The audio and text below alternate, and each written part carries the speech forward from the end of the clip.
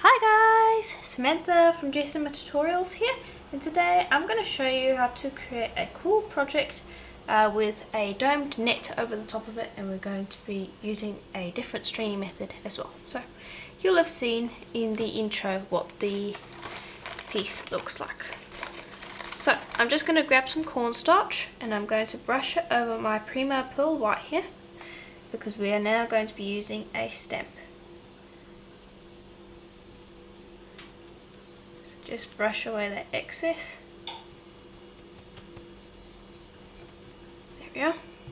And I always, when I am using a silicone stamp, which is what we're going to be using today, I'm going to be using my raised pebble stamp. I like to put the sticky side down, and the side that I brush the cornstarch on is the side where I start pressing on.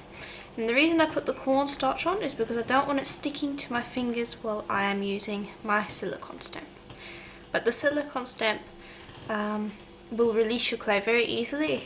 Your clay should not stick in the silicone stamp, so you don't need to worry about spraying or putting any cornstarch on the side that gets pressed into your silicone stamp. I'm just going to press from one side to the other, making sure that I have a good impression. And you can use any pebble stamp for this project. Doesn't necessarily have to be this one. There's lots of pebble stamps you can get. Okay, and that should come out very easily. You can see what a nice texture that is. Okay, so now I'm just going to grab the circle cutter that I'm going to use later on, and all I'm going to do is I'm just going to trim away a little bit of our excess, because I don't want to use up too much clay, but at the same time I don't want to trim away too much that it doesn't give me enough room to work. So I'm just going to trim that side. There we go. So that still gives me enough room to work, but I'm not using too much clay. I could actually trim away just a touch more because we're going to be rolling this out. There we go. So I'm going to put that to the side, and now I'm going to bring over some alcohol inks. And today I'm going to be using Pendant inks. So I'm going to be using Sunbright Yellow, Rainforest Green, and Lime Green. Okay, and you're going to need a tiny little brush for this, and I'm going to start by painting with my yellow, and the yellow is going to be going in the pores of my stamp. So this can take a little bit of time. You want to try and get it in all of those little pores. And what we could actually do to speed this up is we can grab some 99.8% alcohol. It doesn't have to be that concentrated, and a wet wipe. And what we'll do is we'll just grab our ink and we'll just brush it over quickly. You can see that ink goes a long way. And just make sure that you brush it in there. And this is why I like using the lighter colour as well. When I start, I always tend to put the lighter colour of alcohol ink into the indented parts of my stamp, simply because when we take our darker alcohol ink and we're going to brush over the surface with that, it will very easily cover up any of the light ink that remains. So if you're doing this and you don't feel like spending a lot of time and just want to paint straight over it, make sure that you're using the light colour first. So I'll just continue painting the ink across my stamp until I have covered it. There we are. It is now completely yellow. So now I'm just going to take a bit of that alcohol, spray it over the surface. I'm going to grab my wet wipe. Just going to run it along the surface. And all I'm trying to do is lift some of that ink from the top of the pebbles. It's not going to remove a lot, but it will remove some of it. You can see somehow we got some of our green there, so I'll try and remove a bit of that. I'll just spray it one more time. You don't want to spray too many times because it can cure the clay. There we go. And maybe just one more time. The nice thing about this though is if you can get it, maybe around 3 sprays will be enough. If you can spray it with that high a concentration of alcohol, you can actually get the clay to crackle just a little bit later on. So I'll spray around 3 to 4 times, and then later, once we're finished with this alcohol, it will crackle just a touch, and it will add another element to our project. So just go and clean that up. Okay, and now we're going to move on to our inks. And so what I'm going to do is I'm actually going to use this alcohol ink dabber, and you can get this at Linda's Art Spot. You can also get a great starters kit of the pinata inks at Linda's Art Spot as well, so if you're looking for that, that might be something worth checking out. Okay, and I'm just opening this ink away from the clay over here because those little green bits can accidentally get onto our clay. Now I'm just going to dab a little bit of that ink, each colour, onto our alcohol ink dabber, just like that. Now just press very lightly over the top.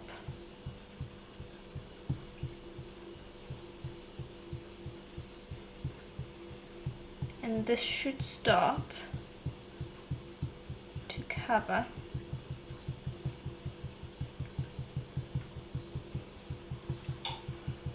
your pebbles. There we are.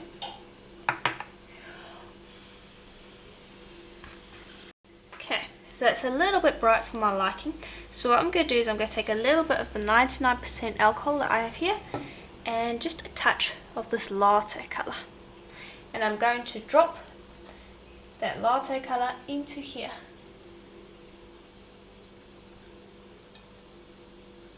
Okay, and also a little teak wood. And I'm just going to open it up and just pop maybe 3 drops in here, and all that's doing is it's diluting the alcohol ink. And I'm going to spray it on here because it's a little bright and I would like just a little bit of a brown tint to it. So I'm just going to shake that up and just spray, get it. Okay, and now I'm just going to spray. And you can spray as much as you need. Each spray is going to layer another layer of that brown on there. But all it's going to do is it's just going to give it a nice even layer of brown. You can see it, some of the green is going to bleed a little bit. That's completely normal. You'll want to let it dry a bit and then see how you like it, and then maybe do another layer of the brown. But that's a way to tint your alcohol ink colours if you wanted to. So I'm just going to let that dry, clean up around here and see how that looks. Okay, and that is already looking better.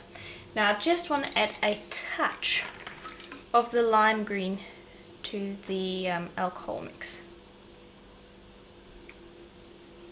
So I'm just adding a little bit of that. And I'll mix that up.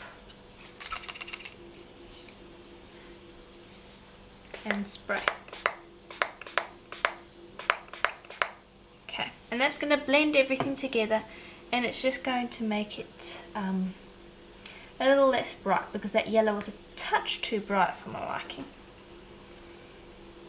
But again, I didn't have to waste any of the clay. I can now adjust the colour as I like by just adding a little bit of alcohol ink to some of the alcohol or isopropyl alcohol, and that's a great way to tint your colours, so hopefully that's a bit of a tip for you. There we are. And now I'm just going to grab my wet wipe and I'm just going to dab over the top just to get the colour to lighten up a bit. There we are, that's better.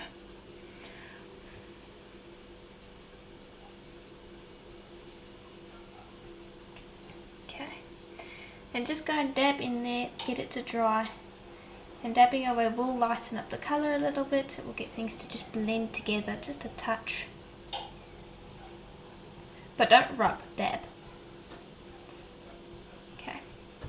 And then just let that dry. Okay, then once you have got it to dry, grab a piece of deli paper and start by using your fingers at first. I think I might have had a little bit of gold leaf on that deli paper. Just see if I can get that off. There we go. Okay. And just start by squishing it. And you can use your roller to do this as well. Don't roll, just burnish.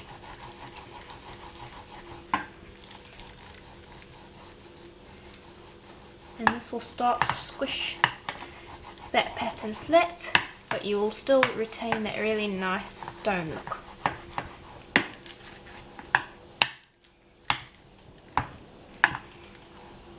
Okay, and I'll just do the last bit with my finger, just to make sure that everything has been flattened out.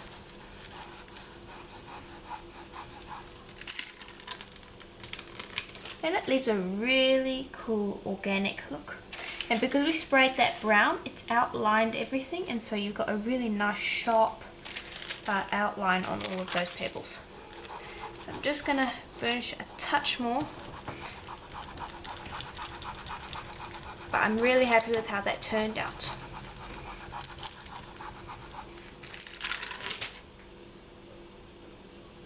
Okay, that's completely flat. Now I'm going to run this through a pasta machine just to get it into one nice even sheet. Okay, so I'm rolling it through on my middle setting, which is about 1 millimeter thick, and that should do it. Okay, and I really like the section over here. It looks really organic, which is just right for the pattern that I'm going for today. And what we could do is we could actually take out multiple pieces. We could take out this section or this section. There's lots of nice areas we could take out. So I'm just going to pop this off to the side for the moment, because now we need to make our next bit. Okay, and for the next part we're going to need some burnt umber and raw sienna primo. And just take a bit of this. We don't need a lot because we're just going to be making a netting. Just take this, and I have not conditioned it because I'm going to be rolling it into a marble, and I don't want it to be too soft. So I'm just going to get it to roll out into 2 sausages, and then I'm going to marble them together. Because what I'm trying to go for with this project is kind of a foresty sort of effect, a really organic foresty project. So the last bit that we did is kind of leaf litter with the dappled sunlight on it. That's what I was kind of going for. And this part we are going for are the tree branches. Okay, just piece that together. And then just twist. And now the 2 browns aren't too different from each other, but they're different enough that they will create a nice marble, and we'll be able to see that in our project, so that those branches aren't all one colour. We want it to be 2 toned. And so just marble that together until you are happy that you have a nice fine pattern. Okay, and here's the sort of marble that you're looking for. So now you're just going to break off a little piece, and you also need the hollow Sculpey bead maker, the Sculpey hollow bead maker, and we're just going to be wrapping it around the largest one. So let me just pop that there for the moment. You'll grab your marbled piece, and I'm just pinching it and making it as thin as I dare make it.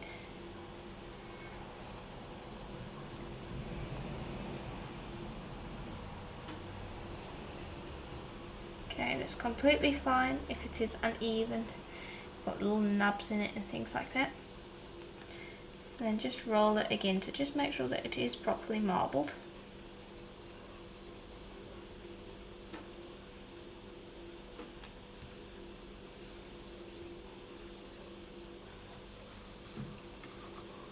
and then just stick it down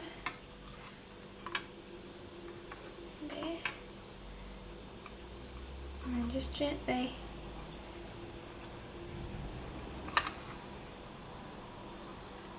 place it on your bead maker like that. And then you're going to make a whole bunch and you're going to overlap them. Okay, and here is how it looks. So I'm just going to take some greaseproof paper and I'm just going to use it to go around here and just press and make sure that it's all stuck together. And this will also get rid of any fingerprints that I might have left.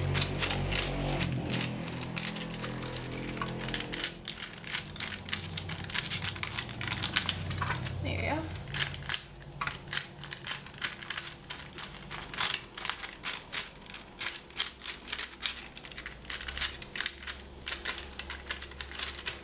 Okay, and then I do want to texture that. Just going to grab some sandpaper. Just go around and texture this. And I'm not going to be just creating spots. I'm mostly moving the sandpaper around so that I get kind of little mini scratches.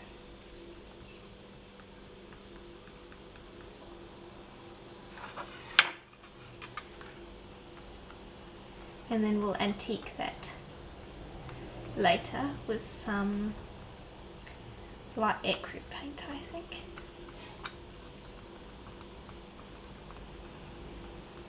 Okay, and I can see that one's come off.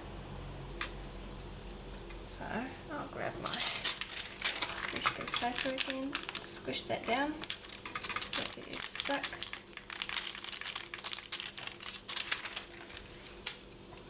And then go and texture it again. So it mustn't be too rough with the texture because you can cause it to lift off of the metal plate.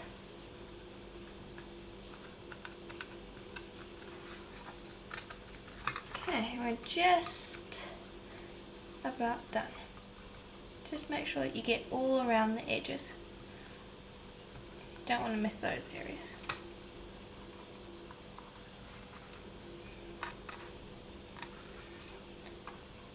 Okay, then grab your cutter.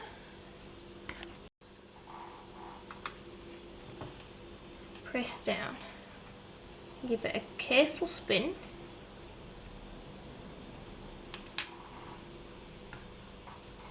And then I'm just going to use my blade now to quickly get rid of this clay. You can get rid of it after it's baked if you're a little bit nervous to do this. But I'll get rid of it now. Okay, and this is going to be our netting to go on top of that other piece that we made earlier.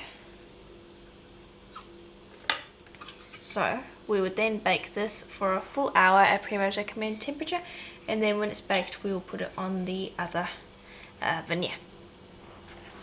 Okay, and then in the meantime, while that is baking, take some more of your brown here and roll it out into a thin piece, and you'll want maybe 2 or 3 of those, and we're going to be making a bead for later.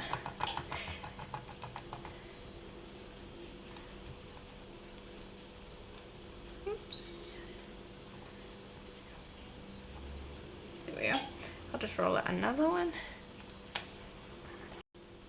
Okay. Then I'm just going to grab that, stick that together, then roughly twist them together.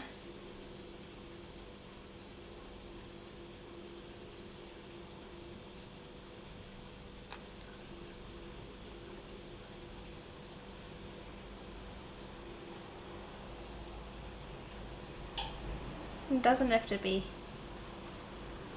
very accurate, just twist them together roughly, so kind of coil it up.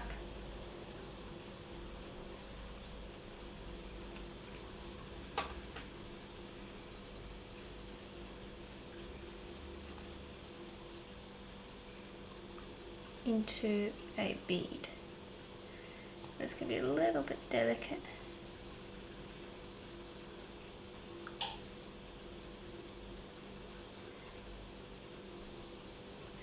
Okay, and then I just might use my paintbrush here to help me because I want to keep this hole open.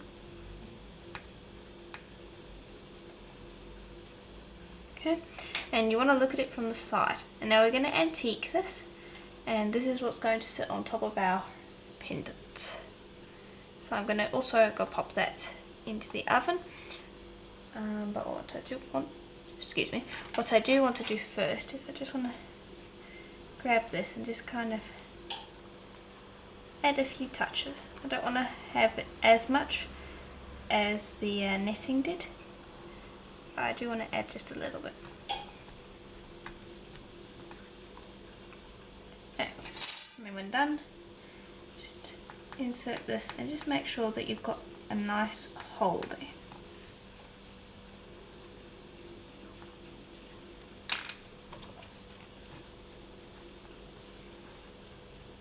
Okay, and then I'll go bake that too.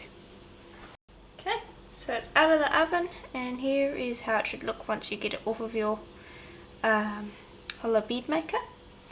So I'm just going to grab our veneer and I'm going to find a nice place to set it. I think it can go there. Okay, and then you just gently want to press those edges in just a bit, just to get them to stick.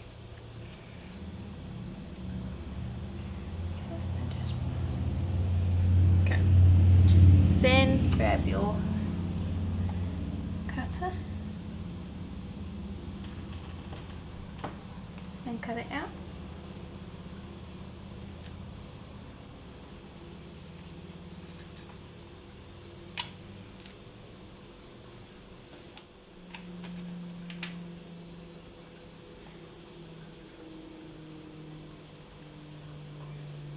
And then just position it again where it needs to be,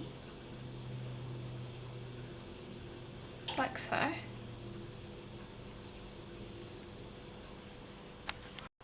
Okay, and then when you've got it in place, grab some liquid clay.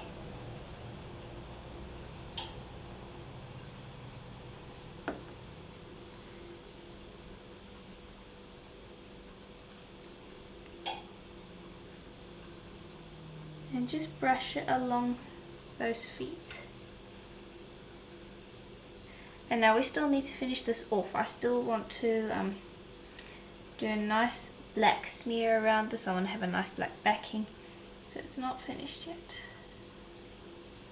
And I'm going to do another version. This is a really bright foresty version. I also want to show you one where we use a pink watercolor. And you can use the pink watercolor that I showed in my lily pond tutorial. I will provide a link to that in the links below. And I just want to show you the two. They're completely different, and one will appeal to one lot of you and another will appeal to different people. Personally, I prefer the pink one, but this one's really bright and I don't tend to gravitate towards bright colours, and so I just wanted to show both of them so you can see the difference. Just make sure that you've got that connection right.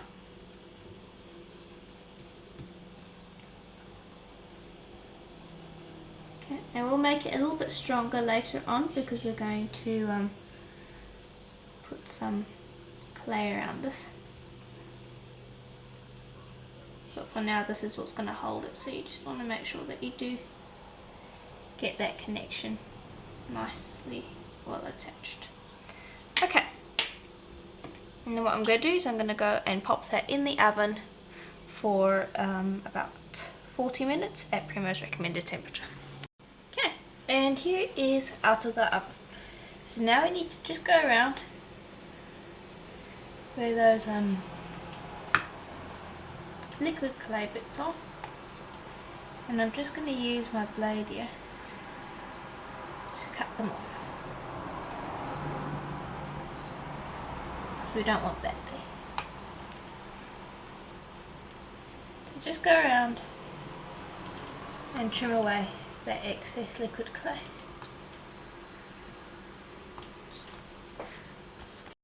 Okay, and so now we've trimmed up the edges. Now I just want to point out the fact that your alcohol ink will fade quite a bit after it is baked, so you can see how much brown that has gone. So that's definitely something you need to take into account when you're working with it, because it will fade.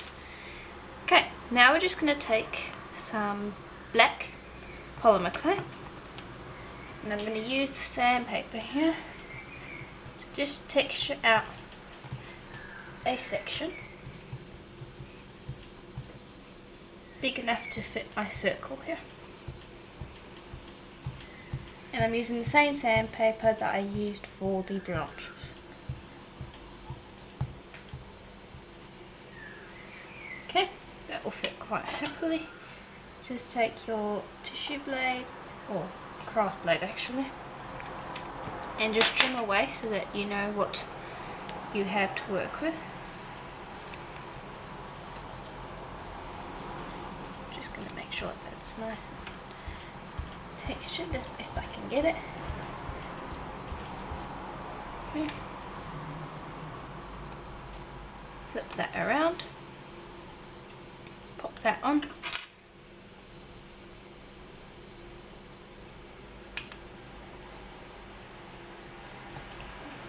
Just going to stick that down, and then I'm not going to use my cutter. I'm going to use my craft knife here, because it's a lot easier than using the cutter when you're working with baked clay. Yeah. Now what you want to do is you just want to pinch these edges, and don't worry if it's getting untextured. That's fine, we can tend to that in a moment. What we want to do now is just squish it up to these edges. And this is why I'm saying that we need to stick this down with some liquid clay first, because we need it to be well bonded while we're doing this. Okay. And then I'll texture it in just a minute. What I want to do is first trim it up again, but this time it will be nicely squished against the side of the bead, so we don't have to worry about it coming off. But we trim. And just go around and trim. And you can also use your craft knife to just gently scrape, because some of those areas need to be scraped. And then what I'm going to do later is I'm going to paint some black liquid clay along the edge here, so that it is nice and neat. But we'll do that in a little while. Now everything that I'm doing here I'm going to repeat with another one, but this time instead of using the alcohol ink back, I'm using a pink watercolour back, just to show you two variations. And I actually like this one a lot better now that the alcohol ink has been baked, because it's come out a lot more, a lot darker. Okay, now just texture your sides like so, and then when we're done we are going to apply some bales.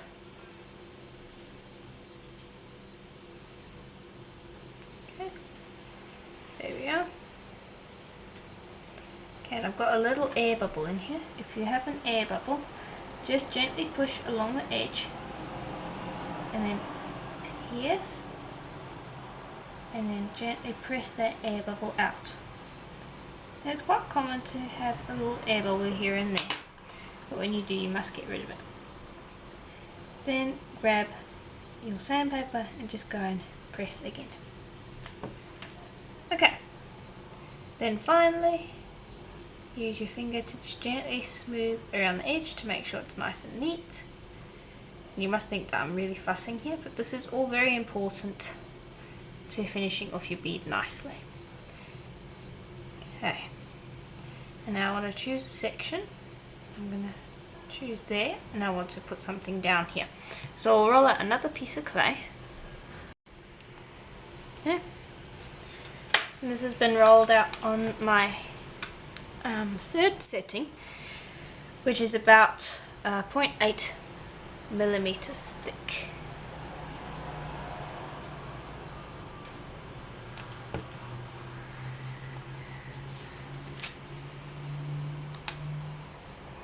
Okay, and all I'm doing is I'm just trimming it up so that we can do our bale.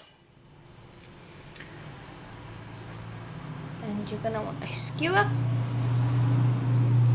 and we're going to be making 4 of these for each bead. So wrap once, cut,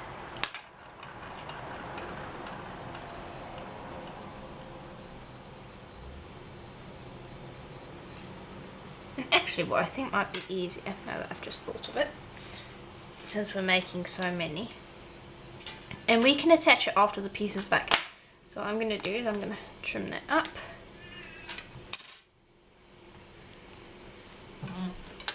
And trim it up here.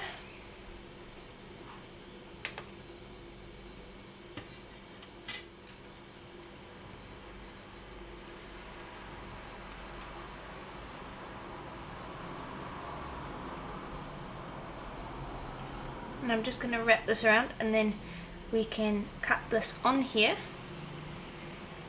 and then we can bake it on the skewer, and then we can apply it to our bead, and it will just be a lot easier. Okay, get rid of that seam because you don't want that.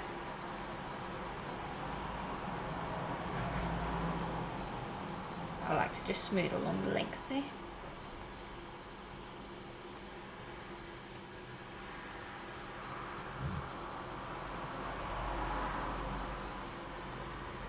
Okay, now just roll, and this will loosen it up from my skewer, which is important because we don't want it to be stuck there, because otherwise our beads can actually get permanently stuck to the skewer. That's happened before.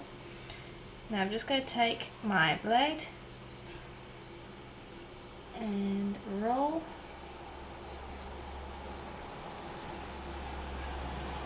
Going to make another one.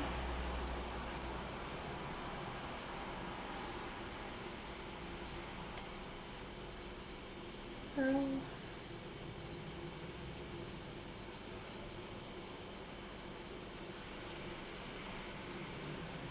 Okay, and I'm just going to be cutting out 4, just like this. And then I'm going to bake it on here unless I can actually get it off like this. There we are. And then don't touch that, we want to bake that before we mess with it. See if I can get this off. There we are. So see, if you roll it on your skewer beforehand, you have the possibility of being able to get them off your skewer while they're still raw, which is great.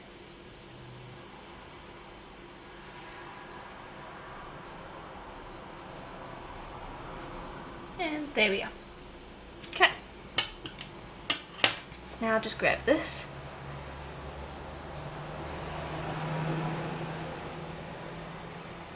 I'm going to put one here.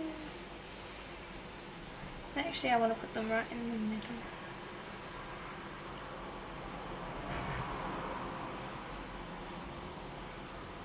Hold on, just bear with me for a second. Going to put them right together up here.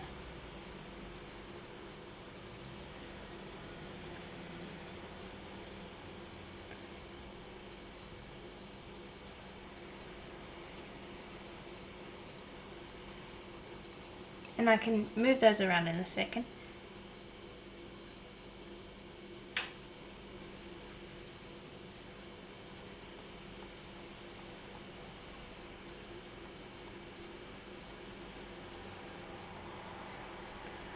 I'm going to put another 2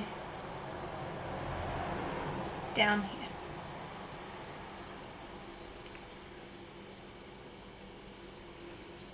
And now, because our clay is completely raw, it should bond perfectly fine to this.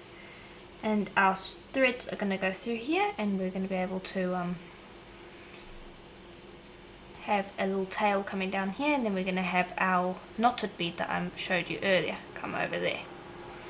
Okay, and so I'm going to bake this, and what we're going to do so that it doesn't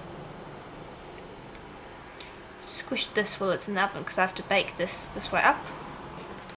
I'm going to bring over that hollow bead maker, and what we can do is we can just pop that inside there and bake it like that, and it will work just fine like that. And then I'll bake it for another 40 minutes at Primrose recommended temperature. And I'm just smoothing this because we've got a few fingerprints there.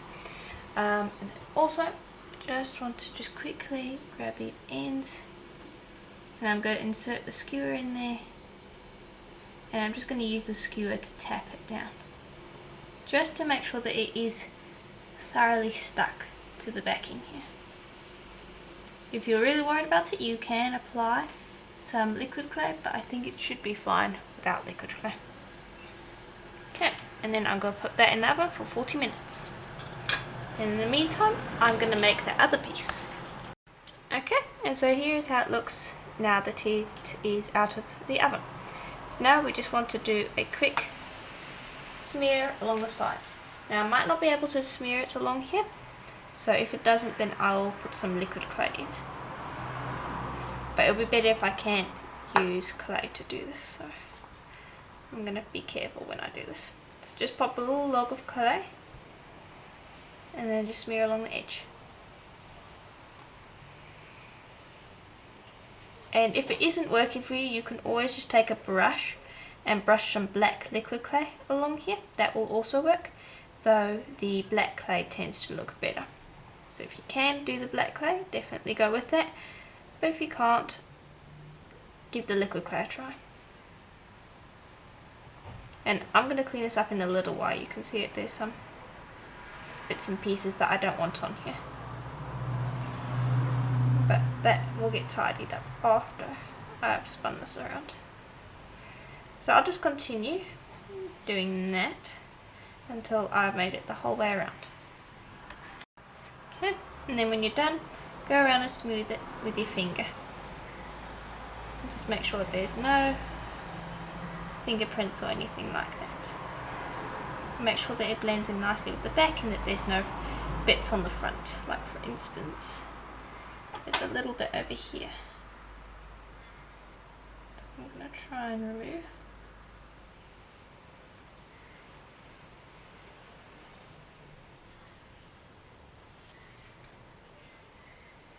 Okay.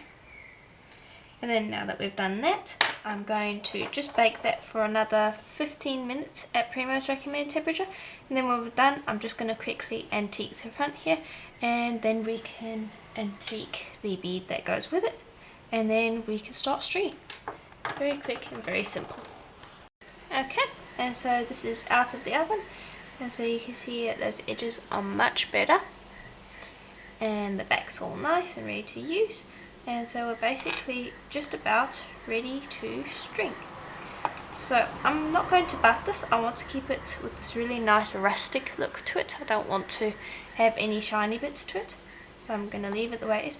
And I've decided I am not going to antique this. I quite like the texture as it is. So I'm just going to pop this to the side and we can get stringing. Okay, so we're now ready to start stringing. And so I've chosen to use an antiqued version of this little twisty bead that we made. And all you do basically is you just cover that in paint, let the paint dry, and then rub off the paint.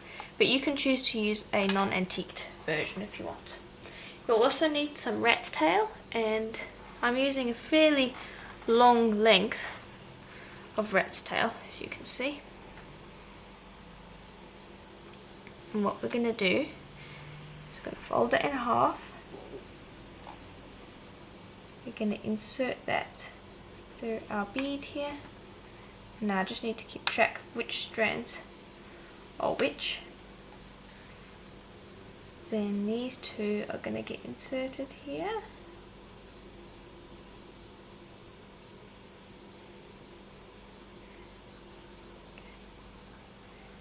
This can be a little tricky. What I like to use, just use my blade. See, I can just hook it and get it in there.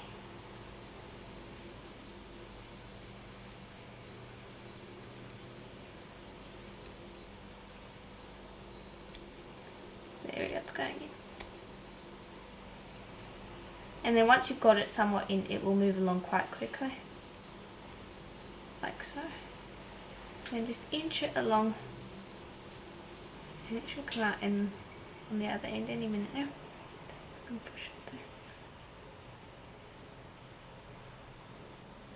There we go, you can see it's coming through there. So it takes a little bit of patience, but once you've got it through, you can just pull it like that. And I will repeat for the other two down these ones. There we go.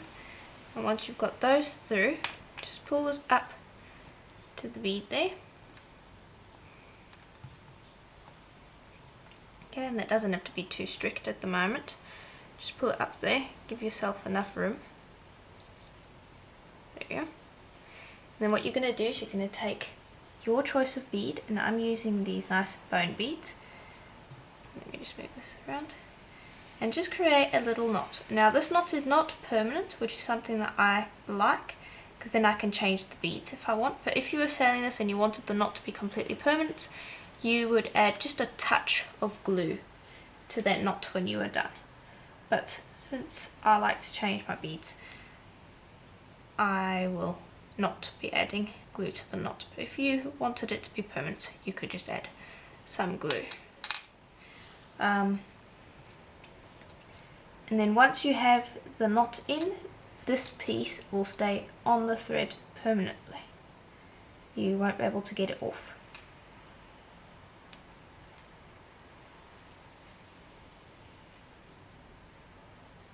Okay, and I want this to be an adjustable necklace, so I've made it large enough that it can go over your head.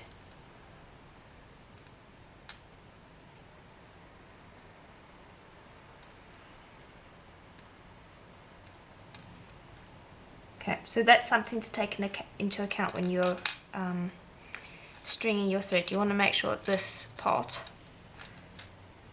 is large enough that you can string it over your head.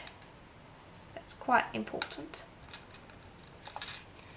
Okay, and here is how it should look. You can see that these beads are going to move around, but mostly when you are using it, it will just they'll just hang. Okay, and you can move this around so that they're all hanging at slightly different angles. Let me just pull some up. There we go. So you can see that we have slightly different lengths and things like that. So you can see that looks really nice. So let me just move that over there. I want to show you the pink version quickly, which is basically the exact same design, done exactly the same way as far as the design goes, except that I used the plain brown bead. So I do hope that that tutorial was helpful to you, and if it was, please do let me know in the comments, and I will see you in the next tutorial. Bye for now.